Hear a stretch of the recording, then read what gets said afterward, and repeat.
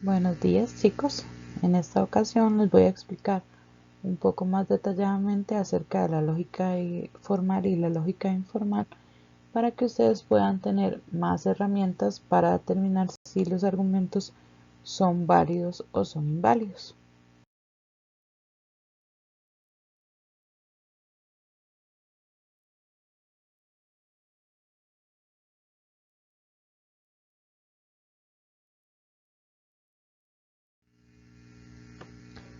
La lógica es aquella parte de la filosofía que se va a especializar en determinar nuestros pensamientos, la forma en la que razonamos y en la que determinamos si algo es verdad o es mentira.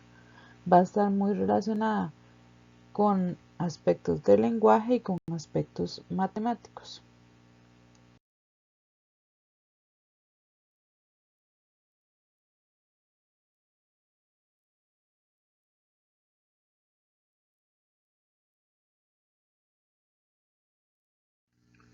Podemos hablar de dos tipos de la lógica formal y de la lógica informal. La lógica formal es la que vamos a ver en los argumentos, que van a tener una estructura específica, como lo ven en el ejemplo que está ahí arriba.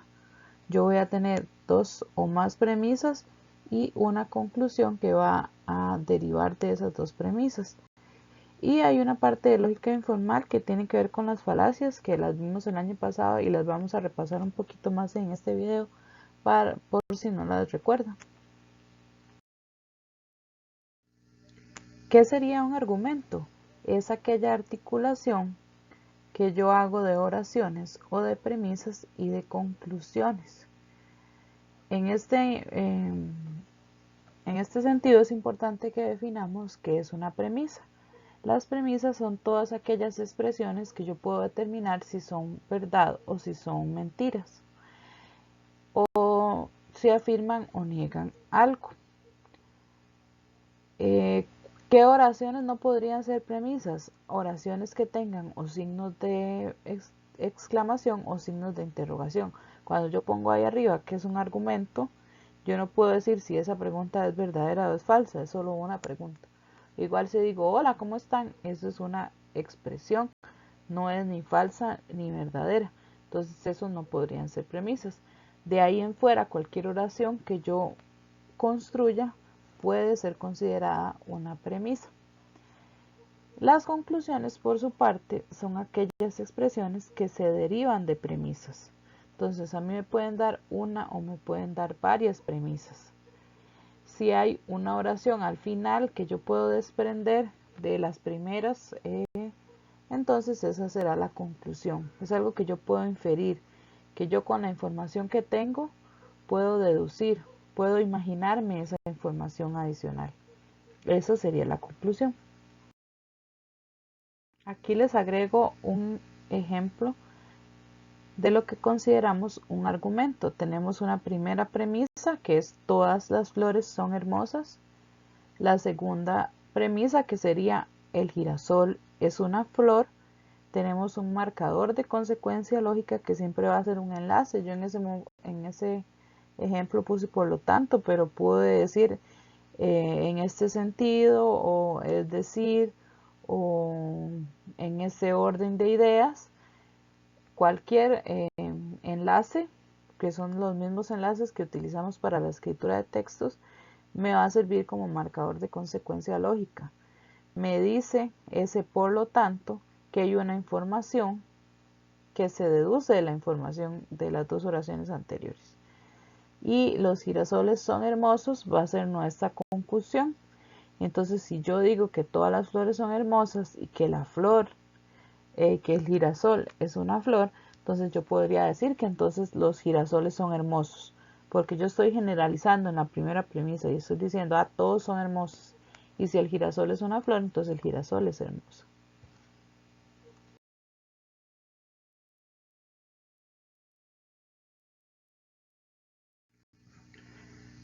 Para yo poder determinar si un argumento resulta válido o inválido, tengo que fijarme en la coherencia, en lo relacionadas que están en las oraciones.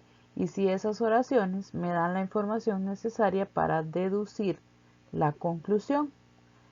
Cuando yo digo que las aves no vuelan y estoy haciendo esa afirmación y estoy diciendo que las palomas son un ave, yo sí puedo deducir que las palomas no vuelan, aunque la información que me estén diciendo ahí no sea verdadera.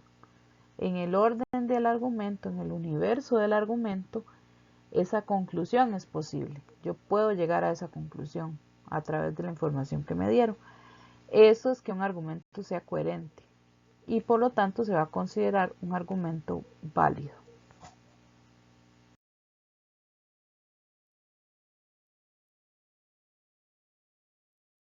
Obviamente, cuando yo no puedo sacar esa conclusión de esas premisas, el argumento va a ser un argumento inválido, no va a ser coherente.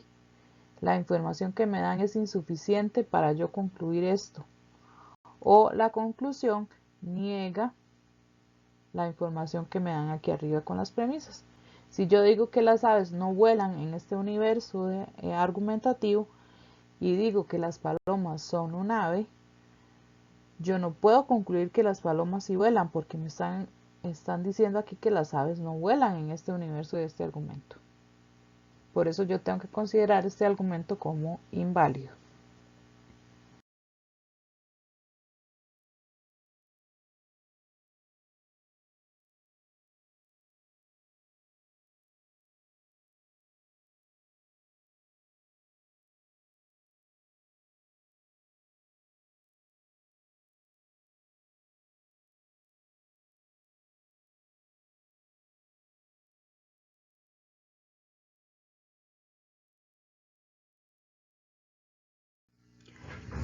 En la parte de la lógica informal, yo voy a considerar a las falacias como aquellas falsas verdades.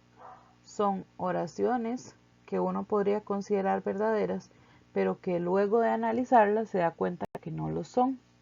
Son como mentiras disfrazadas para que la gente las crea y se convenza de ellas, a pesar de que con analizarlas un poquito uno puede quitarles el disfraz o quitarles esa máscara de verdad que tiene.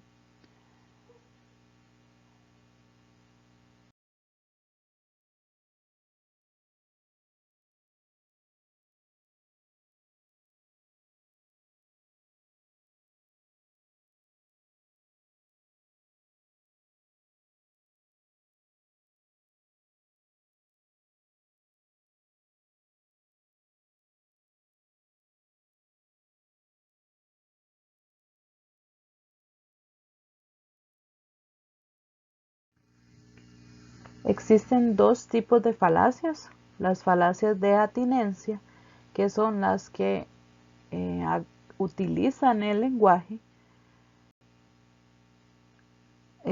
para estimular o manipular nuestras emociones como seres humanos.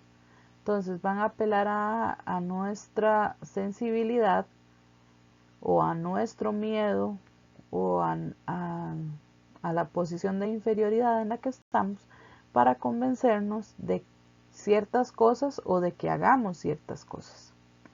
En el caso de las falacias de ambigüedad, se dan casi siempre por confusiones en el lenguaje, en la forma en la que utilizamos el lenguaje como herramienta. Las más peligrosas son las falacias de atinencia, porque sí nos manipulan, más que en el caso de las de ambigüedad, que es, casi siempre hay falacia, pero por descuidos o por desconocimiento, no tanto por la intención de manipularlos.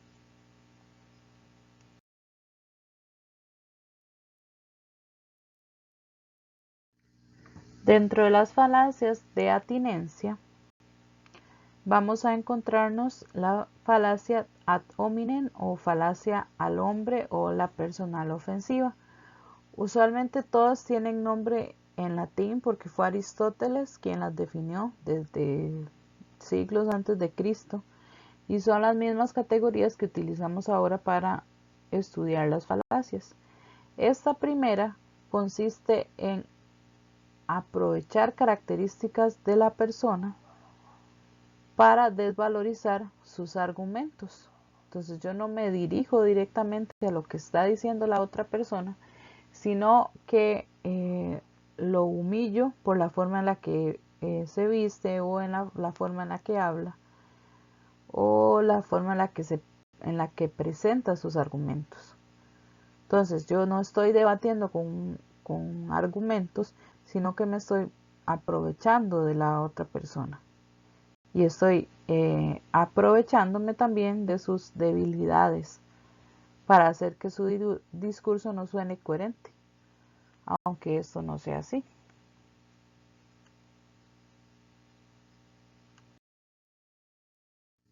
En la falacia personal circunstancial, también me estoy aprovechando de una persona en una situación específica. Entonces, utilizo ciertas características de la persona, de la circunstancia de la persona, para que llegue a conclusiones que podrían ser erróneas.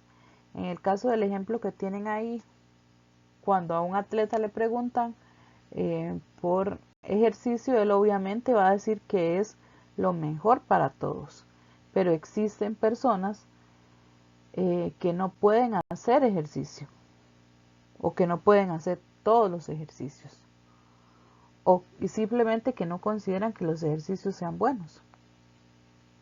Entonces, que ellos considerarían otras cosas como buenas para la salud y no tanto un ejercicio.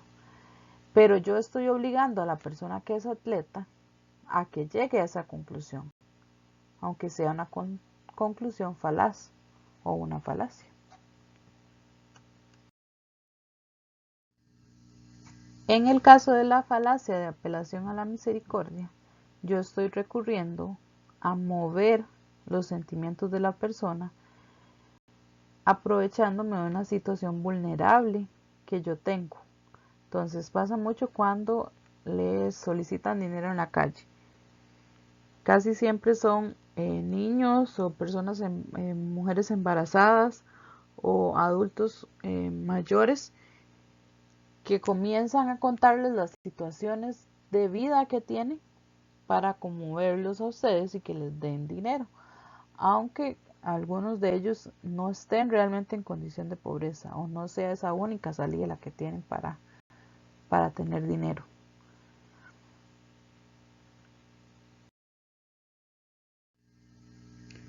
La falacia de apelación al pueblo o a la multitud es cuando yo aprovecho que algo es repetido por muchas personas para que se considere una verdad. Entonces, en algún momento yo podría decir, es que la albahaca es buena para el dolor de cabeza. Y entonces todo el mundo comienza a repetir que la albahaca es buena para el dolor de cabeza, y que la albahaca es buena para el dolor de cabeza, y todo el mundo hace té de albahaca para el dolor de cabeza.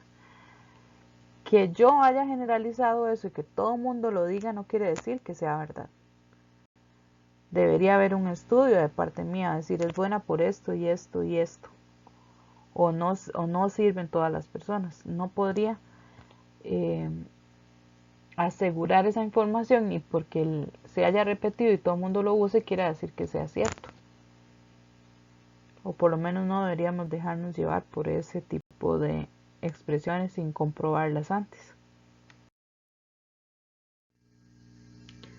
En la falacia de la apelación a la autoridad, yo estoy recurriendo a utilizar una figura que es importante dentro de mucha población para vender un producto o una idea. En el caso del ejemplo, estamos vendiendo pasta diciendo que son que 2 de cada 3 odontólogos la recomienda. Pero yo no me cuestiono a ver si los odontólogos tienen la capacidad de determinar si los dentífricos o las pastas de dientes están bien hechas o mal hechas. Eso es una parte química, no es parte de la rama de la odontología o de las habilidades que ellos tienen como odontólogos. Si ellos no saben de formación de producto para los dientes, pero como es una figura importante en la sociedad para hablar de los dientes, entonces se utiliza ahí para vender esa pasta, para vender la credibilidad de esa pasta. Pasa mucho ahora con los que utilizan redes sociales y nos venden productos de maquillaje, elementos para hacer ejercicio, etcétera, etcétera. Utilizan la figura, que es una figura importante, que es una figura que llega a muchas partes, que muchos escuchan para hacer publicidad o marketing de los productos.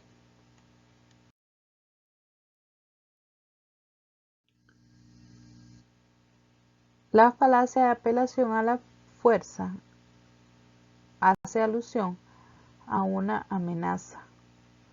Cuando yo no estoy convencido de hacer algo, pero por la amenaza, por el miedo o porque estoy frente a una figura de autoridad, hago o digo lo que esa persona me dice que haga o diga. Ya no hay argumentos ahí. La persona no me dice, debería hacer esto por esto y esto y esto. No, nada más me dice, hágalo y lo tengo que hacer porque está amenazada mi integridad física, mi trabajo, mis puntos en la materia, etcétera, etcétera.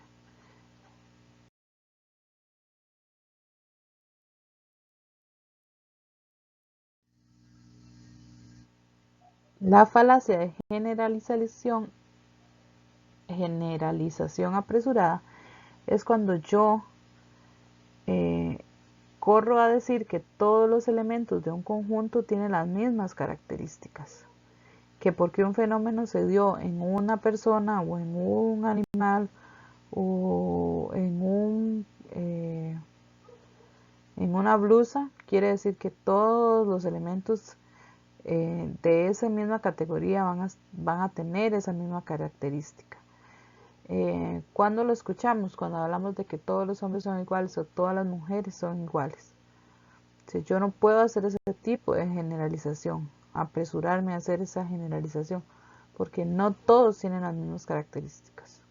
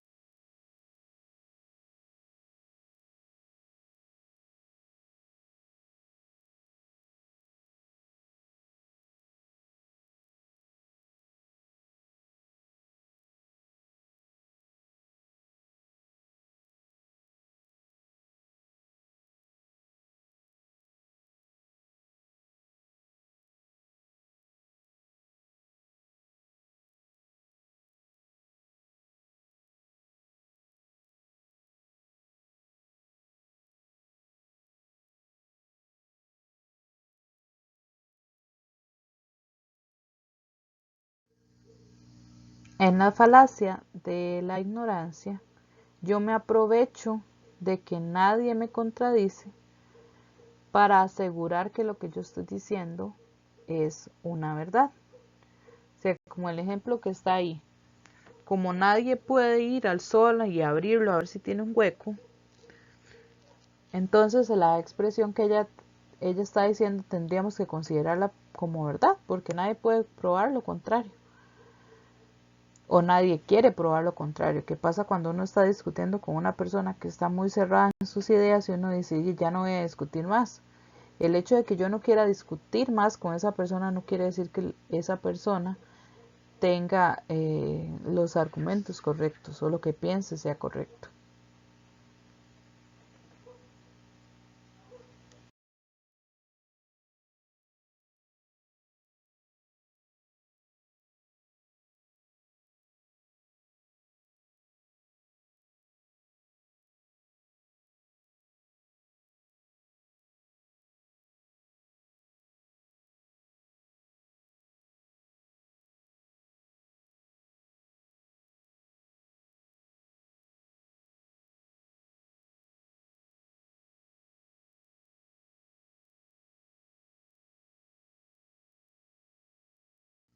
Por otra parte, dentro de las falacias de ambigüedad que les decía que estaban relacionadas más con aspectos del lenguaje que no son tanto para manipular, sino que es la circunstancia o el uso del vocabulario el que va a hacer que yo cometa vicios que se pueden considerar falacias. En ese caso, la oración que está ahí de ejemplo, por favor denme un par de medias para niños de algodón, yo la puedo interpretar de dos formas. Y como tiene dos sentidos, la oración se vuelve una falacia, se vuelve algo inconcluso, algo que yo puedo decir y que puede ser interpretado como yo lo considero o interpretado de otra forma. Eso es lo que lo convierte en una falacia. O sea, en ese caso puede ser las medias que son de algodón o los niños que son de algodón. Y por la forma en la que está escrito, cualquiera puede interpretarla de las dos formas. Yo no sé qué es lo que me quiere decir el hablante con esa oración. Yo lo interpreto a como me sea más fácil o a los elementos que vea en la realidad.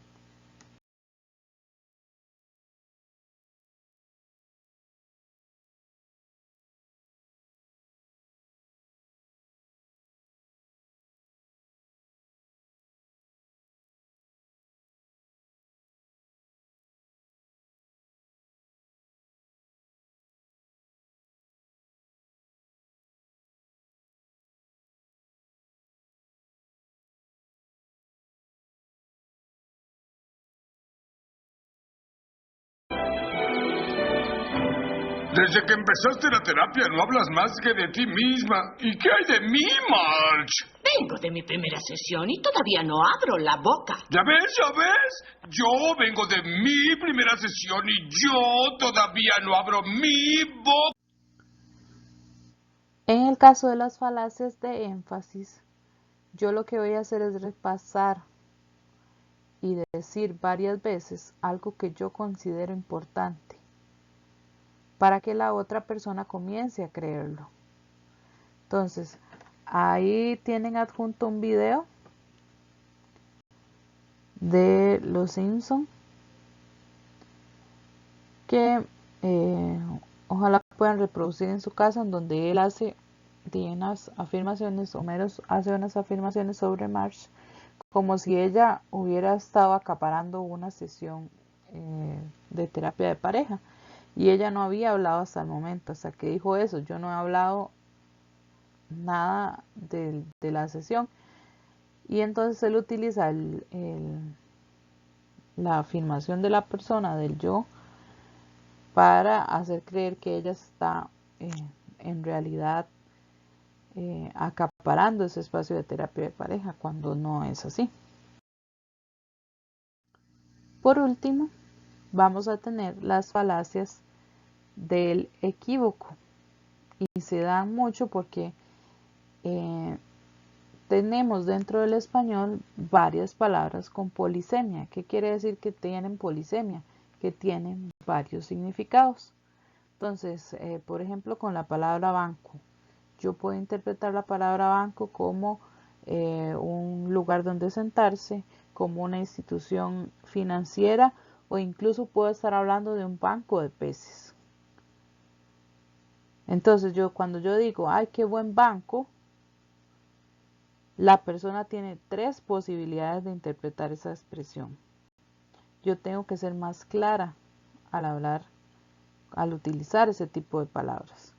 Como yo no fui clara, la otra persona tiene la posibilidad de no entender bien lo que yo le estoy diciendo, y eso convierte lo que yo estoy diciendo en una falacia, en algo de doble sentido, en algo que podría no ser verdadero para la otra persona, como es el caso del ejemplo que está ahí.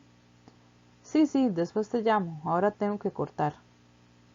La otra persona que le está escuchando del otro lado posiblemente va a pensar que él va a colgar, a cortar el teléfono, cuando en realidad se está refiriendo a otra cosa completamente diferente. A guillotinar al pobre personaje que está ahí, que no sé si es hombre o mujer, pero eso es otra cosa.